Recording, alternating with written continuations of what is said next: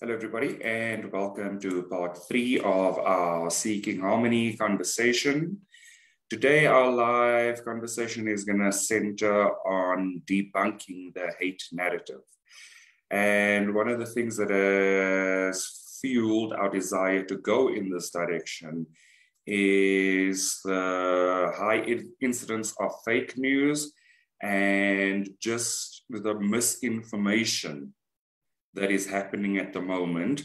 And we want to explore the purpose of that misinformation. And so when we say debunking the narrative, I think it's important for us to just clarify that the narrative is generally the thing that creates the landscape that people traverse. So in creating that landscape, it kind of creates the conditions for certain things to happen because certain things have been said or not said. So I think that that's really the drive behind exploring the narrative and what that does in terms of the landscape of world news and therefore the landscape of actions that follow or do not follow out of the world news. So I just wanted to position that so that we have a sense of where we like the conversation to go, but also not to preempt what people have to share in the conversation. So we do invite you to please share your thoughts, experiences, and insights into what that misinformation actually does or creates. And one of the things that we need to also just remember about news or a report is that there's always a big ask. So what is this narrative asking of us? Is it asking of us to accept a position? Is it asking us to accept an opinion? Is it asking us to act or not act? Is it asking us to buy or not buy? What is the big ask here? What is the big ask of the narrative? And so keep that in the back of your mind because I think it's an important thing to be aware of, even if we don't necessarily answer it in its entirety right now. So we need to just explore what is the narrative, what situation or what conditions does the narrative create? And then what is the big ask of that narrative?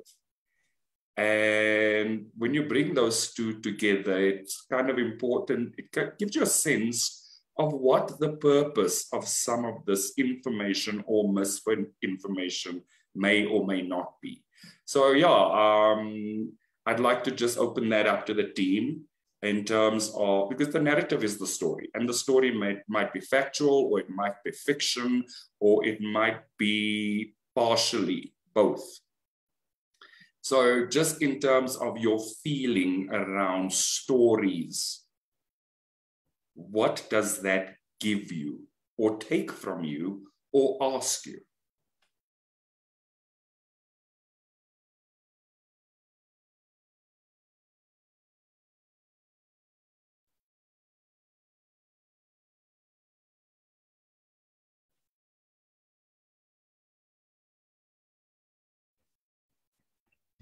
So you mean fake news, right?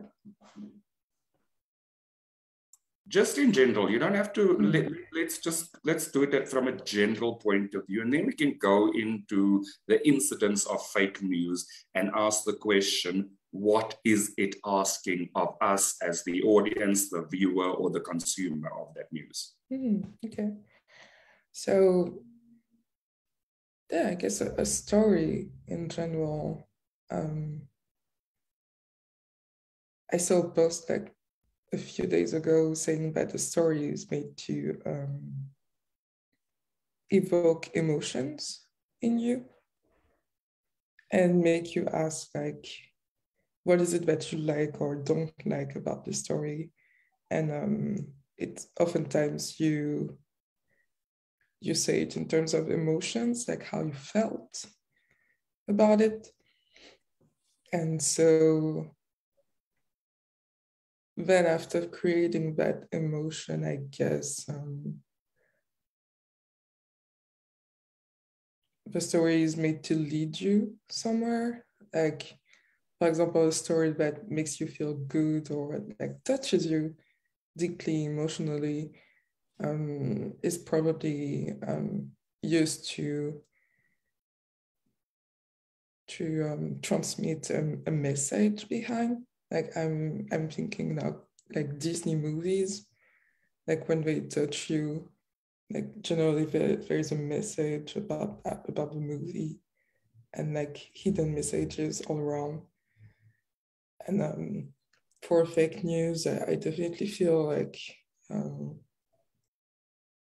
I felt in the past that it was used by people who wanted to create fear in us. So it's definitely a tool of fear. And then from that place of fear, you can kind of manipulate or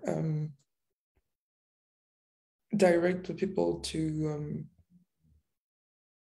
choices of fear or to choose you or choose your power because you present yourself as the protection of this fear. So yeah, that's how I see it basically.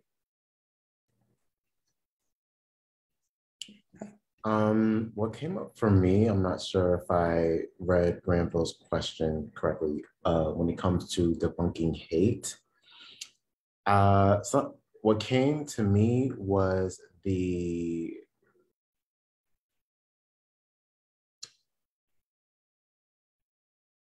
position of labeling yourself as conservative, because a large percentage behind being conservative is most of the time being discriminating, promoting inequality, and not coming from a place of love, if that makes sense. Yeah.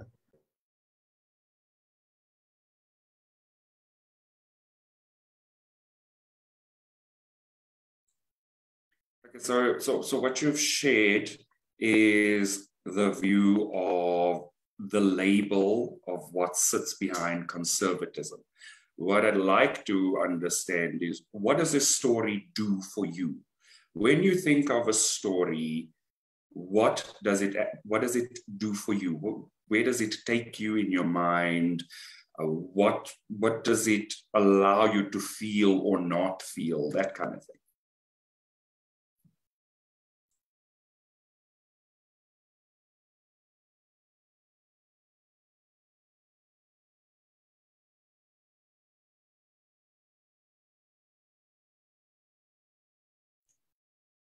Can I talk?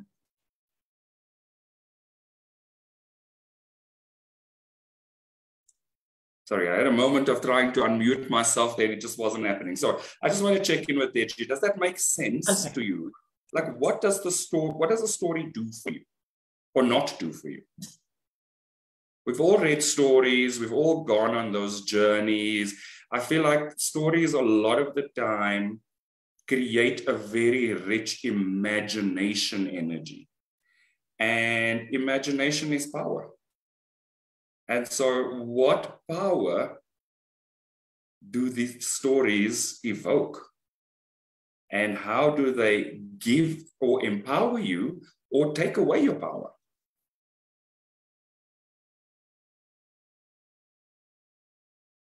Remember, we're talking about the narrative or the story. That's all. Because for me, the narrative always shapes the landscape.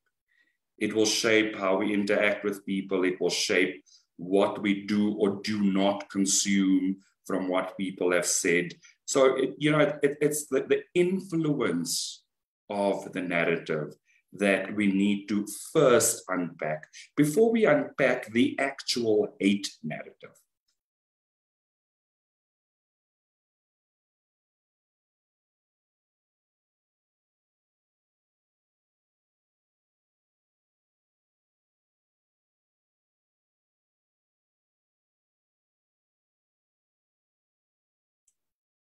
And it's cool if you want to think about that for a little bit and allow Sandra to share her piece in the meantime. Oh, that question was for me. Sandra, you can add in whatever you want to add in. It's okay. I'm new to all this, when we take breaks and allow someone to speak, and when we stop and start talking, I'm sorry. Oh, no, don't apologize for that. If you have a piece, please feel free to share. Okay. The idea is that we dialogue so that we move in a direction. Okay.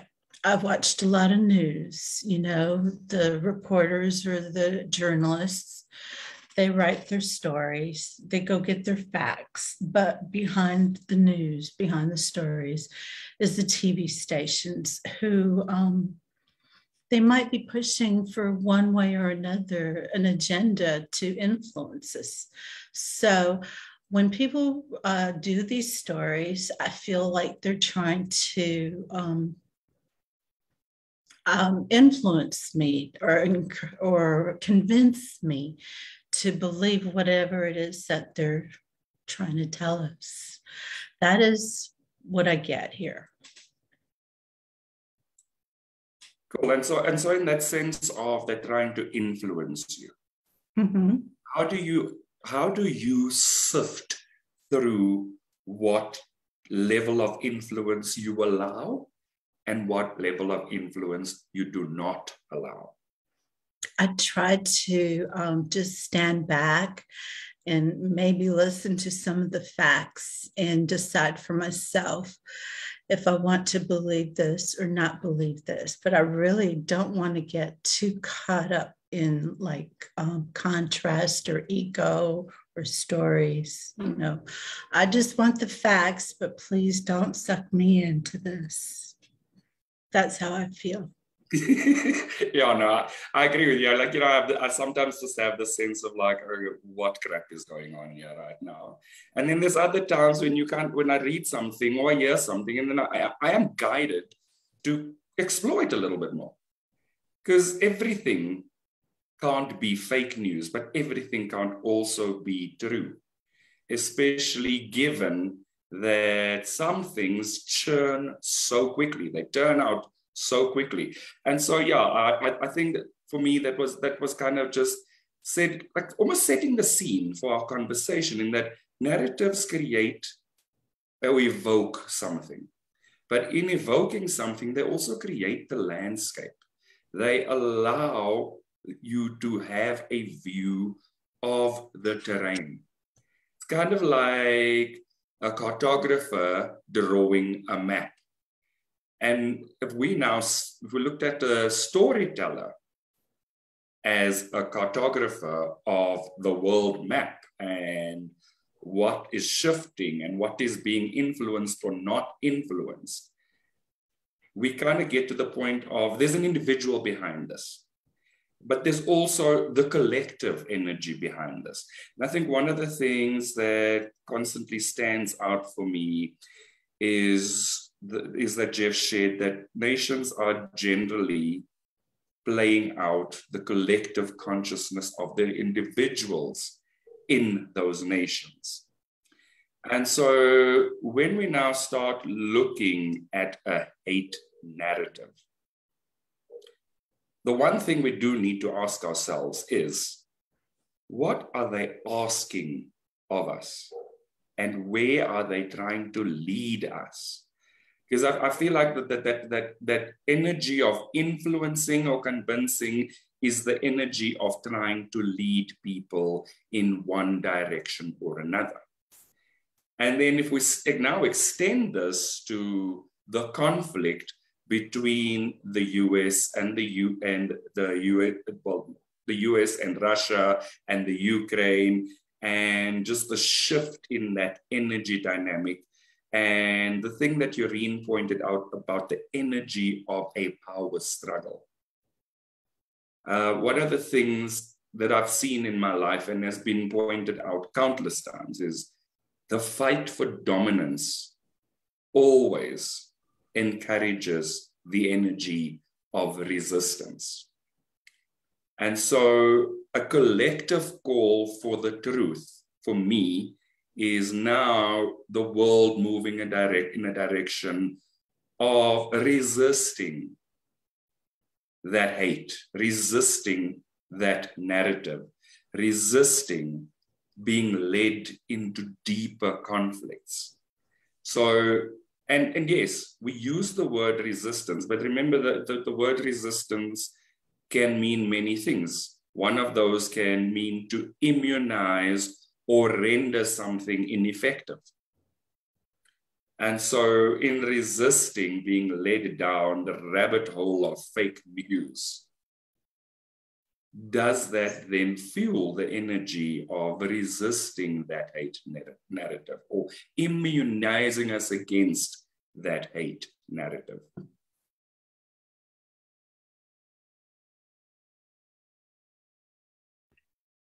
I mean, maybe. I think we've seen a few things play out that can confirm that resisting the hate narrative can have a positive impact. For example, Jeff and Shaleia shared a video yesterday. I think it was yesterday. And in that video, they said that more and more of the consciousness is asking for peace and stability, because we were quite shaken up by the global crisis that happened. And that's why the US has a president that the US has today, because people are searching in the consciousness for more stability, and he represents that. And I think that's a big signal that people are after the truth and resisting hate, in the sense that their value are in having a peaceful, stable life. And so that choice alone is creating a new consciousness, as we saw in the 2020 election. But no, not that. But the article that Jeff shared as well was oh, it's something new. The US is debunking Russia's propaganda in Ukraine. Not all of them, but some of them, and people are talking about it, and now it's all over the news. And there's this wave of finally, instead of feeding the conflict, we're feeding the truth with more news about what is real or not, and informing people. It creates this wave of positivity, because when you read that, you feel a bit of relief in all that tension that was there since 2015 with Russia. And yeah, I think he's right. We're definitely learning. Some things, and our choices reflect that. We've had 2015, 2016, where there was a lot of instability or a lot of newness. That's when the conflict began, and several countries were feeding the crisis, and now there is maybe this little match that has been lit, of people saying you know what we did for 6 years did not work. Now we're trying that, and this is what Russia is doing. This is what the United States is doing. Draw your conclusions, but we're sharing the true information there, instead of just sharing the side of war and conflict. you know? And that alone is a narrative shift. So I think the choice definitely shifted the narrative for me. So yeah, I think it can have a big impact. What do you think about that?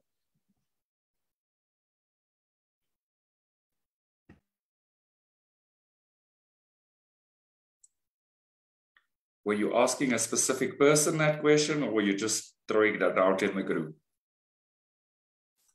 Yeah, I was just throwing that out in the group. Like, how do you feel? Just checking, you know, because I think it's quite interesting to explore all the angles here, and to get to the point of understanding what the purpose of these shifts actually are.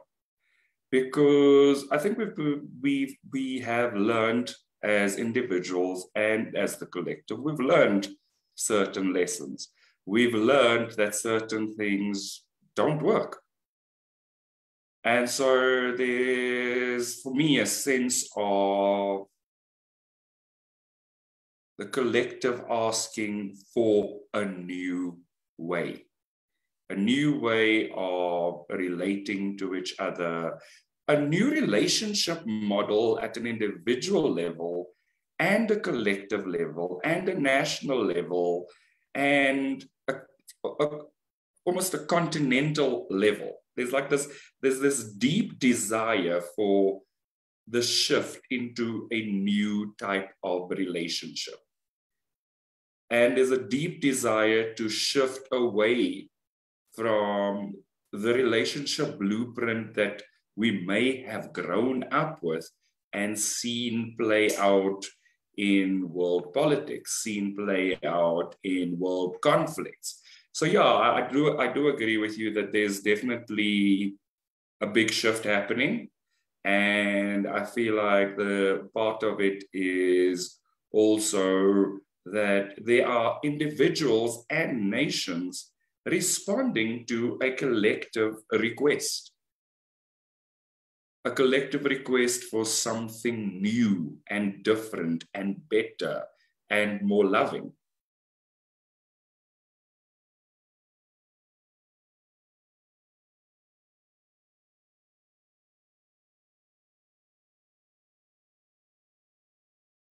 Oh, I just wanted to say, like, I just remember the best example of that new shift is that a lot of like millennials and Gen Z people flooded Vladimir Putin's social media with like trolling and saying like, please, something like, please, Daddy Putin, stop the war and things like that, like the ultimate trolling.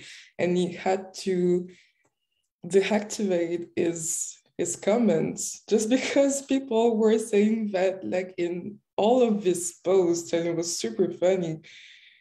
But beyond being funny, like, where have you seen a generation of people from all countries doing that to prevent a war? Like, I think this is amazing, and I think this is like the funniest like example of the change in consciousness yet.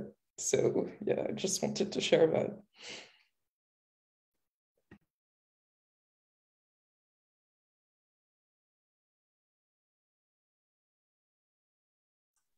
I love that you brought up the fact that it was like millennials and Gen Z, because like this is one of the reasons I love Gen Z, because they always like do type, stuff like that to like make change.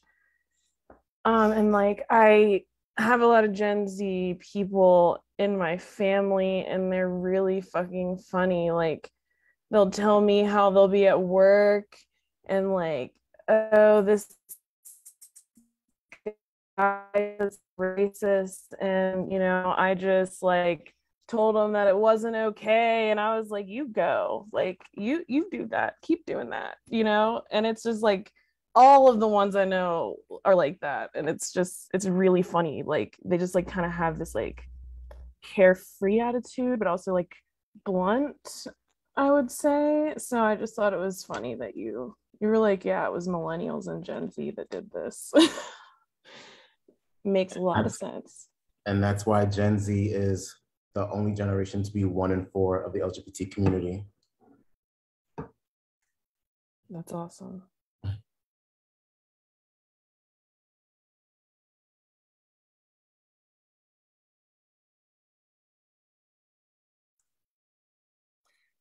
So my question then is, has that shift, that generational shift, actually completely happened? Because let's just think back to us in growing up. Would we have been so socially free to do something like that? To question authority in that way?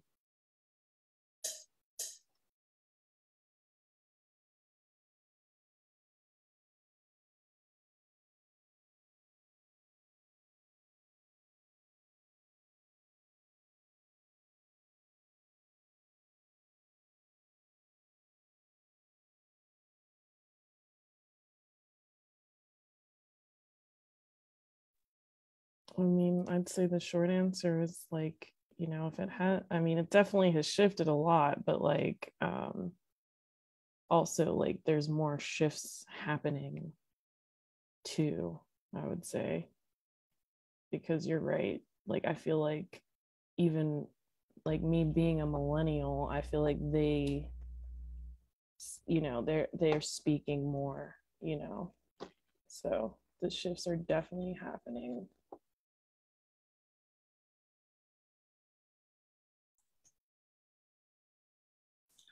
I'm a baby boomer, and always, whenever I would listen to news and stuff, I always try to have a peaceful attitude that we're all a global community. And if something isn't right, to just try to like pray for the planet and just love. Just try to help raise the energy, raise the vibration, and not get too caught up in the story or the ego, whatever is going on.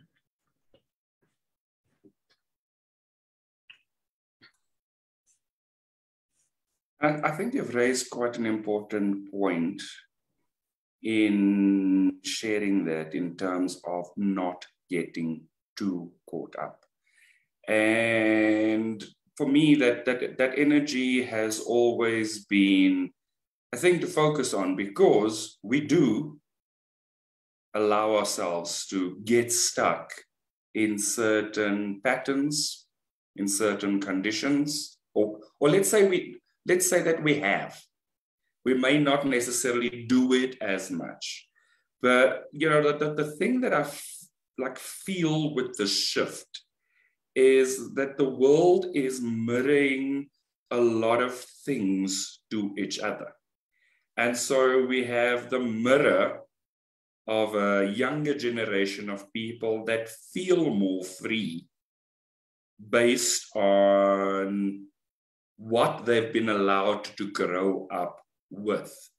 Whereas there may have been generations of people that felt more constrained because of what they've been allowed to grow up with. And so that happy medium is probably starting to take hold more and shifting the collective more. And it's something that Yoreen shared in sharing her component, was the relief behind those shifts, the relief behind realizing that there's a deeper desire for truth. There's a deeper desire for openness. And so, and I think it's also one of the things that Ray shared in the research is like, what are these countries still mirroring to each other? And what do we perceive may be the co-op set here? And so I just want to put that out there and just get your sense of what if you could call it anything, what would you think the co-opset is here? Ego. People are power hungry and ego, and they're not connected to their spiritual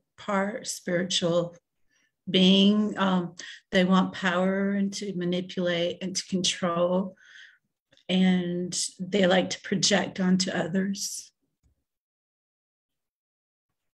Because I also want to share the flip side of what you've just shared. So yes, there's the energy of power grabbing. But there may also be the energy of having felt powerless in the spaces where, for instance, in the G8, where Russia's influence has been curtailed. So kind of being disciplined in those global bodies. Could there be an energy of powerlessness being reflected, for instance, between Ukraine and Russia, and therefore Russia and America? Could that be playing out as well? Ukraine probably feels very vulnerable. Because the other thing we need to consider in these dynamics is that people who don't know how to heal, or for instance, even nations that don't know how to heal, tend to project those upsets as opposed to healing those upsets. Could there be a level of projection here? Yeah, I would say so.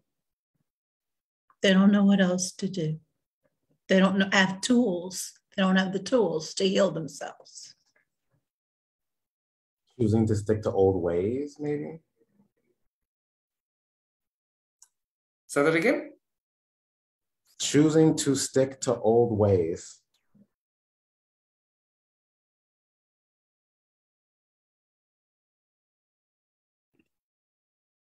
Yeah, I agree with that. There's definitely this energy nowadays of like banging your head against the wall and hoping it will change things. So yeah, I think there is that, and it's equally on an individual level and on a nation level. So let's use that principle of like nations behaving like individual.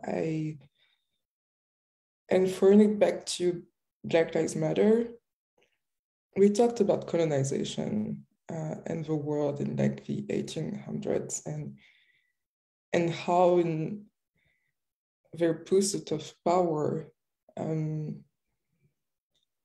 because of crisis or because of lack of money or resources sometimes, or feeling threatened by their neighbors, people invaded other countries. And seeing as we're still playing out like that Cold War kind of power struggle, I would say that they still feel that powerlessness, and I definitely say that envy and hungriness for power comes from lack, as we've learned here. So yeah, it wouldn't be a surprise that some nations are definitely feeling hungry for power, and are feeling this lack at the core. I think it can be applied to Russia when we feel into it and trying to feel into like the consciousness of a nation. I think it does make sense.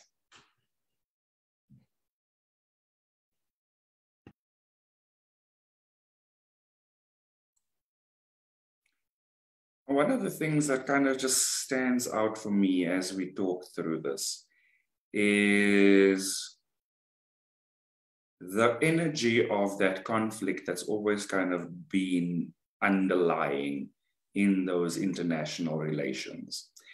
And the lack and the powerlessness also leading to the over-assertion of dominance. And we see it playing out in countries that may have innovated at their own expense and are being disciplined globally. And Russia, having been one of the proponents of some of those wars, being disciplined globally. And so you know, for me, it's still that energy of dominated or being dominated or domineering. And I mean, at an individual level, if somebody tried to unwarrantedly assert their dominance over you, what energy would that bring up in you? And how would you, in your unhealed state, have retaliated versus in your healed state?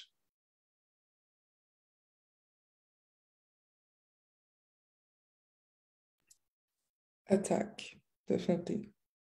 But I would think it was defense.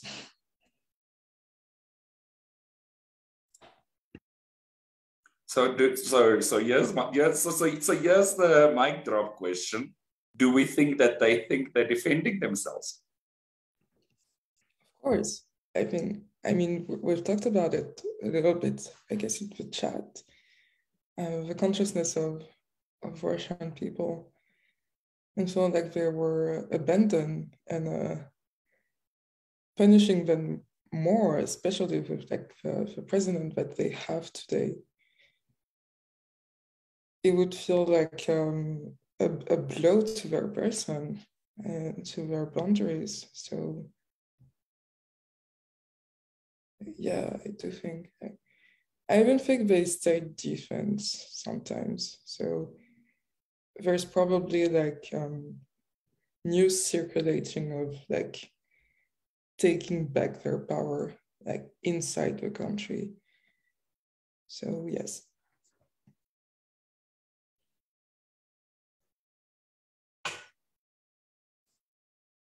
Yeah, it's crazy how you can learn more about a nation just by doing the exercise of like comparing them to individuals and doing spiritual work.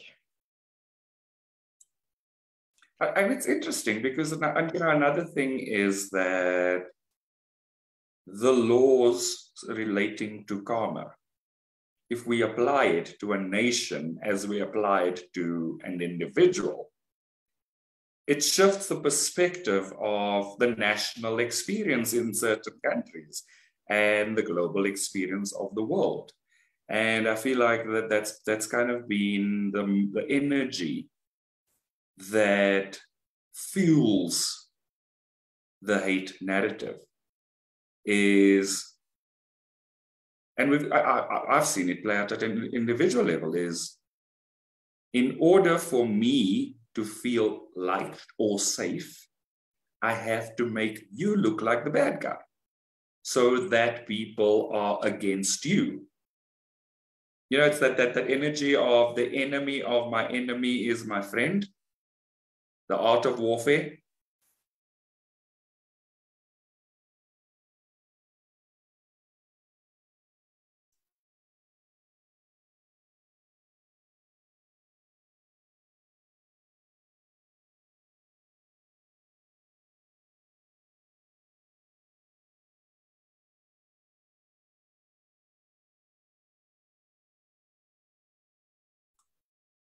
So the next thing we then need to understand and ask ourselves is,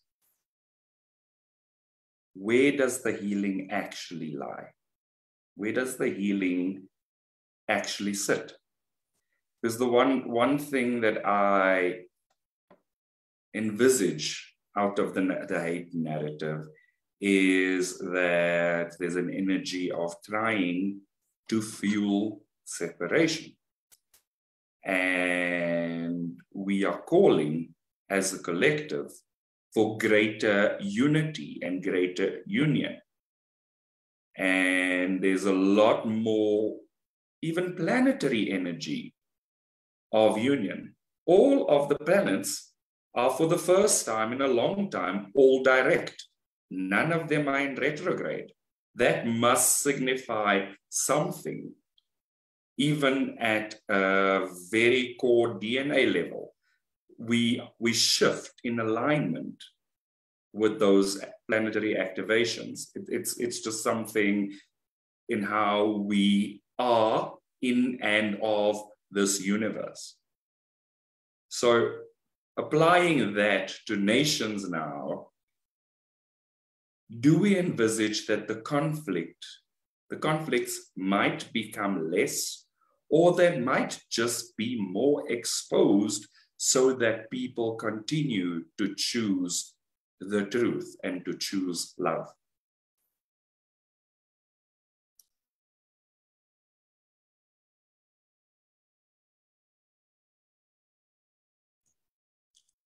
I think it'll be more continued so that people will choose love and make the choice not to do the other, to choose hate, but to choose love. And things always come up.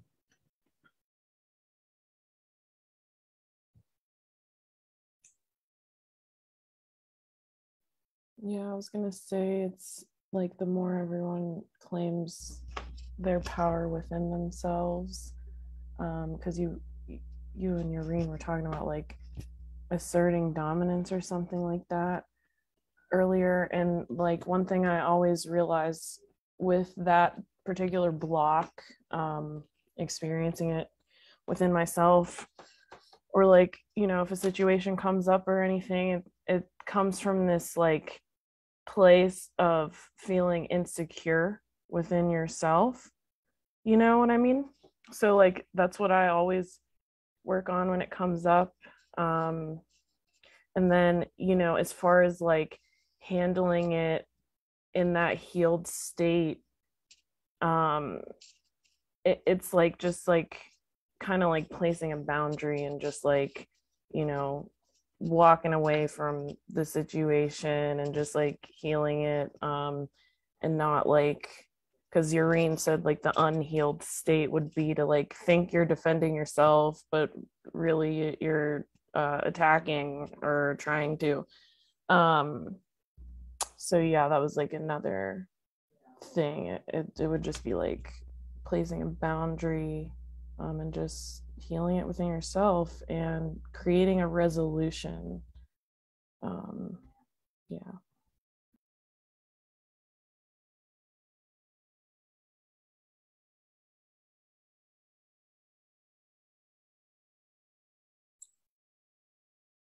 Okay, so I'm going to ask you a little bit of a loaded question, just so that we can explore this just a little bit further. Mm-hmm. So, as a nation, what does a boundary look like? We're not talking borders here. What does a boundary look like as a nation? Because like one part you've said is place the boundary, but the other part you've also said was walk away.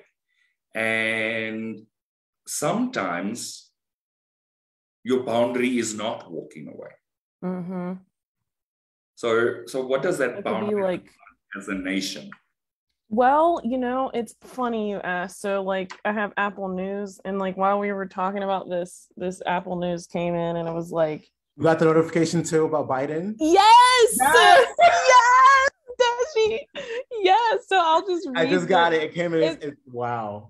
Isn't that so funny? Like we were like talking about it and then it like came in. It was something about Biden called Putin moves against Ukraine the beginning of a Russian invasion and announced first tranche of sanctions. Yeah, so that's what the thing that came in. And so like it relates to what we're talking about of this boundary, because you do have to like call something out, because like all I see from this is Biden's like he's calling shit out right now. You know, I want to know what does she ask. That was on time. I'll say that. That was on time. And I think that's, you know, and that's something that kind of struck me about the energy of this specific day. It feels like the power to manifest has been ramped up a lot faster than what we're paying attention to. And, you know, like literally also, I mean, Shaleia asked a question in Discord, and literally the minute she asked the question was the immediate minute when the answer was there.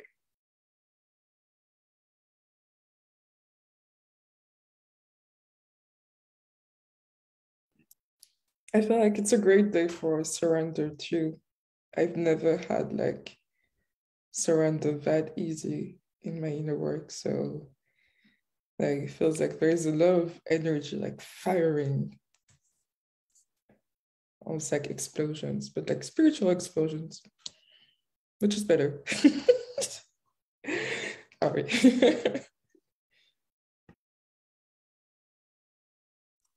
Yeah, and I think it kind of answers our question perfectly to an extent that as a nation, a boundary might also be calling crap out. A boundary might be sanctioning unacceptable behavior.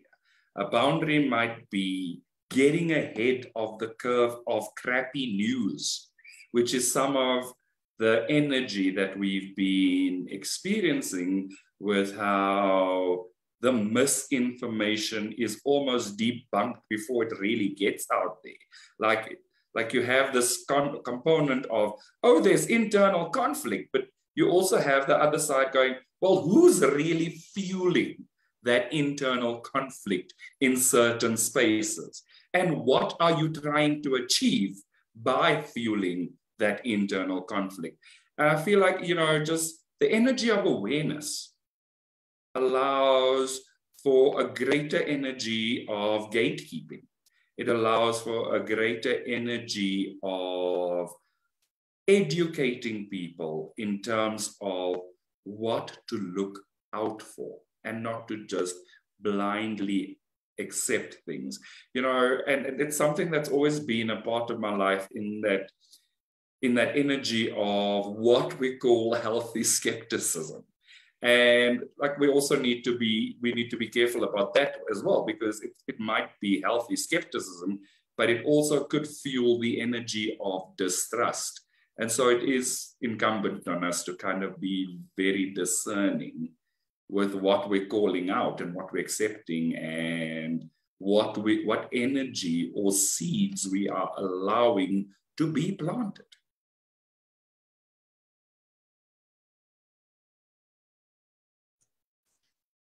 On a planetary level, we are learning to, we're not going to take this anymore. We want this instead. We want goodness. We want love. We want peace, spirituality.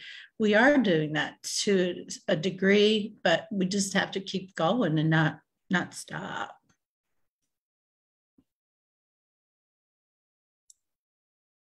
So my question is, do we think that we've all just had enough of contrast in our lives to go like, actually, yes, we want the truth now. Let the damn illusion go. Can we please have some truth here?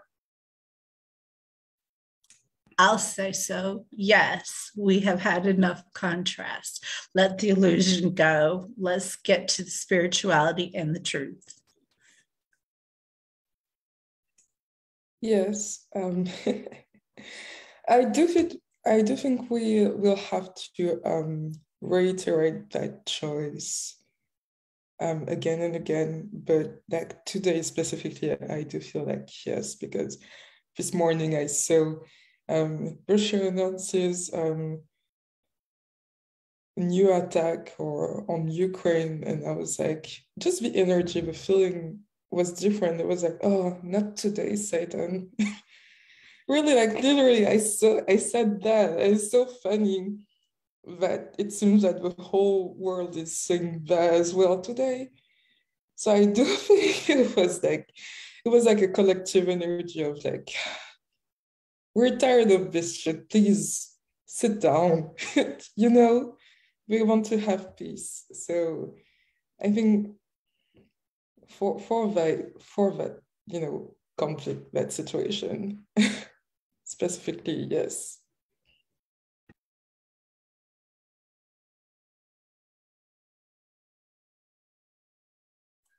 I like that. You know, like it's like so it's so fitting. You know, like when you just think about it as an individual, when you go like, not today, Satan, like you actually just feel like your power and your energy shifts completely. And I feel like that's kind of what you're communicating here, is that shift is just being so much more entrenched. It's kind of like, actually, we don't do that here, sir. And we don't want you to do that here, sir. You know, and I feel like, it's kind of what you were sharing earlier about like millennials and Gen Z going, well, actually, Daddy Putin, stop your shit. You know, it's a generational thing. Like, we wouldn't have been comfortable to go, Mom, Dad, stop your shit. And these kids probably have a greater sense of freedom to do that kind of thing. And it's just indicative of all of us just going, well, actually, we are tired of the illusion of this contrast. We are tired of the illusion of this hate. We want love in our lives. We want a world that reflects that love. And you're not contributing to it. And so I feel like that's where that energy of discipline is starting to be seen at a much more global level. It's a much more international energy. Yes, in the past, it was used to shape democracies or even just stop discriminatory practices. And now it's kind of shifting to, we want a different world to live in, and you need to actually stop your crap.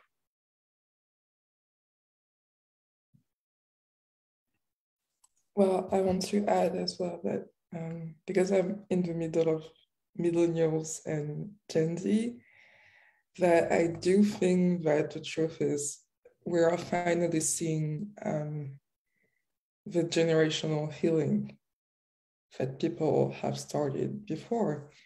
And it's also like, you know, it's also aligned with the time that we live in, where people feel like they have more power and more democracy on their day-to-day life. And so, yeah, I think the truth is that there's a oneness there.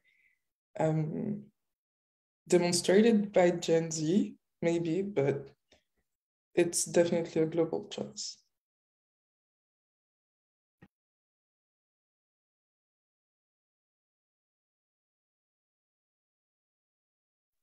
Yeah, it's perfect that you said, excuse me, whew. It's perfect that you said the truth is where you find the healing.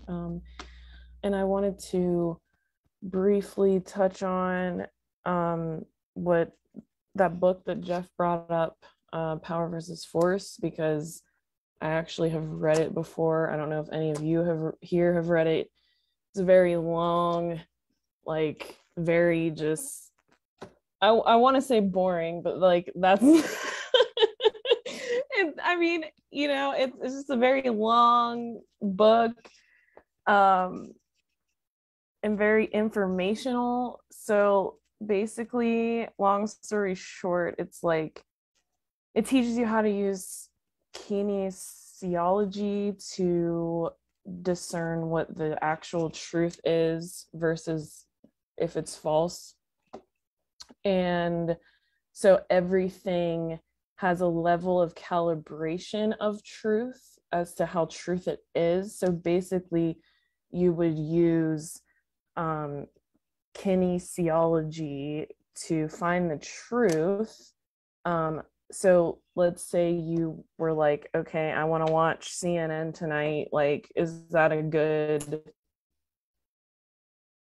is that a truthful thing to watch? Should I watch it? You know, and basically you're like communicating with the God, with the God. I was gonna say the divine, then I just said the God. Communicating with God, you know, to be like, yeah, is this in my best and highest interest to watch this particular story? Like, is this the most truthful story? And so, you know, that's basically what Power versus Force teaches, is like that everything has a calibration level of truth, and you can find that truth, and you can also like discern whether you should be digesting something, like if it's actually going to be truthful information or if it's just going to be crap. So that's cool. Definitely recommend reading that book if you're interested in, like, you know, kinesiology. Shaleia would also say that, like, it's AKA using a pendulum, because you can use a pendulum to communicate with the divine as well, to also like be like, okay, how truthful is this deck of cards, or, you know, whatever it is.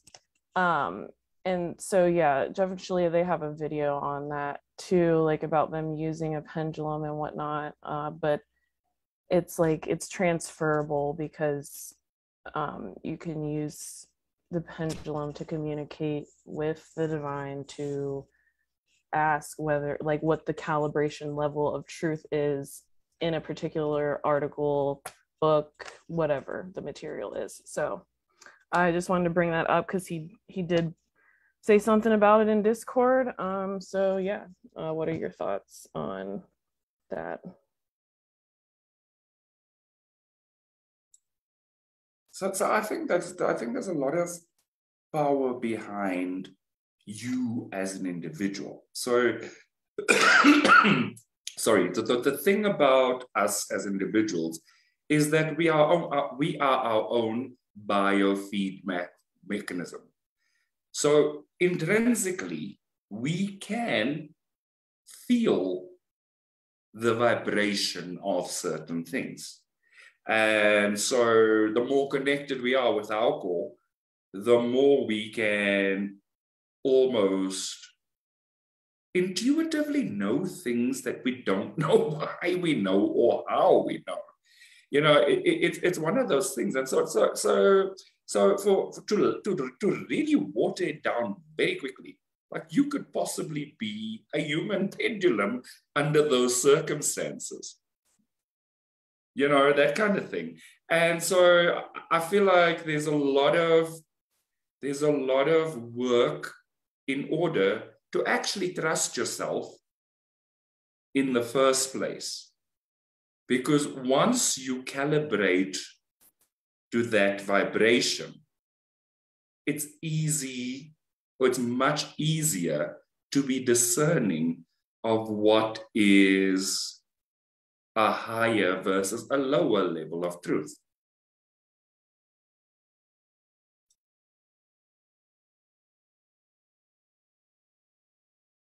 Yeah, that's literally exactly it. Yes.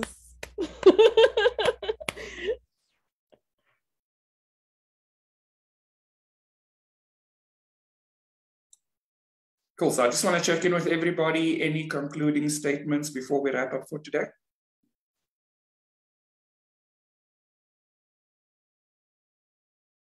Cool.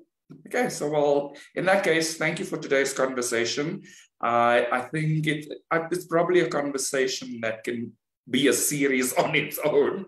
So yeah, we probably will come back to it as more truth is revealed to us and as we go deeper into our Seeking Harmony conversation. But for today, I'd like to thank everybody for the conversation, and I'd like to invite everybody. Sandra, you're going to say something? Oh no, I was gonna, when we all wave at each other, I was gonna say. Oh, okay. I'm just checking because you unmuted yourself. Yes. Okay, yeah. So thank you to everybody for the conversation, and I'd like to invite everybody to like and subscribe to our Church of Union YouTube channel, where you'll find all our other live conversations, as well as our after church tea times. and also any other conversations that have happened in the Unionism Spiritual Discussion Group on Facebook. And we look forward to seeing you again next week as we continue to go deeper into seeking harmony. Thank you, everybody. Bye-bye. Bye.